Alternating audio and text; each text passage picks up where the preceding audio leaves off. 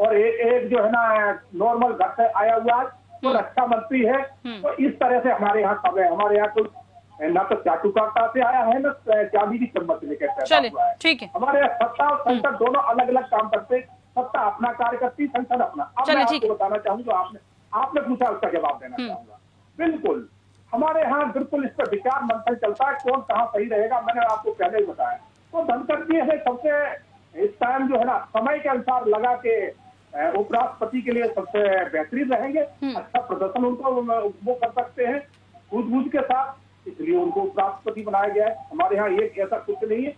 चलिए ठीक है, मंथन किया गया और उसके बाद ये नाम जो है एनडीए की तरफ से सामने आया है। राठौर साहब बताइए, इस तरह का मंथन क्या विपक्ष भी कर रहा है? विपक्ष में इतनी एकजुटता है कि सबकी सहमति के साथ और आपस में सब मिलजुल कर कोई नाम आगे स्पष्ट कर सकें और उसको फिर सब सपोर्ट भी करें? पहली बात तो पूजा जी, मैं पहले बड़े भाई को एक जवाब देना चाहूंगा कि वो संगठन का निर्णय था। दूसरी बात, मैं आपको याद दिलाना चाहूंगा कि अटल जी ने क्या कहा था आपके कि चुनी हुई सरकार को गिराना प्रजातंत्र में और लोकतंत्र में शर्मनाक है। मैं ऐसी सरकार को चिमटी से भी नहीं छूंगा। आज माननीय प्रधानमंत्री जी क्या कर रहे हैं, महाराष्ट्र की सरकार गिरा दी। उस पर नहीं चर्चा हो रही है अभी। राठौर साहब देखिए, मुद्दे से मत भटकिए। हम उपराष्ट्रपति के उम्मीदवार के नाम को लेकर चर्चा कर रहे हैं कि जगदीप धनखड़ का नाम क्यों आया, सियासी मायने इसके क्या है, एक संवैधानिक पद है, उसकी अपनी गरिमा होती है। इसको लेकर आप बताइए जरा, विपक्ष क्या कर रहा है? मैं आज गांधीवादी, समाजवादी और लोहियावादी से अपील करता हूं कि सवाल सत्ता का नहीं, सवाल सिद्धांत का है। सिद्धांत जब वसूलों पर आंच आए तो टकराना जरूरी है और जिंदा अगर हो तो जिंदा नजर आना भी जरूरी है।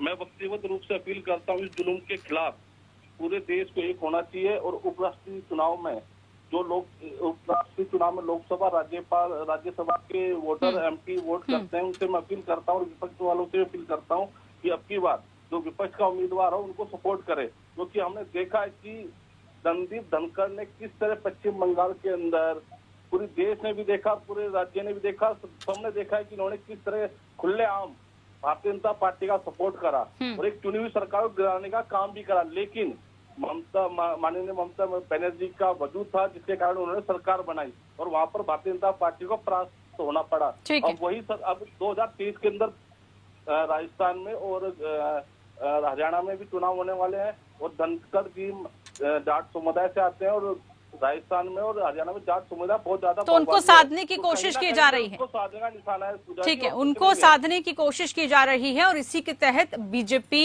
एक एक कदम रखती है, यानी कि चुनावों की तैयारी वो करती है और इस लिहाज से ही पूरी प्लानिंग प्लॉटिंग की जाती है। आपको बताऊं, राम प्रकाश पांडे जी कांग्रेस पार्टी में भी रहे 11 साल तक, लेकिन उनको इससे किसी से लेना देना नहीं। उनको सिर्फ ये लेना है कि हम अजर और अमर रहेंगे। चलिए ठीक है, ठीक है। पांडे जी जरा आप बताइए, पश्चिम बंगाल का जिक्र यहाँ पर बार बार आ रहा है क्योंकि जगदीप धनखड़ वहीं के राज्यपाल। अब जरा बताइए, क्या इस वक्त लग रहा है आपको कि भाजपा की पहली पसंद बने? हालांकि इंटरनल मैटर है, लेकिन इसके पीछे का आपको मकसद क्या नजर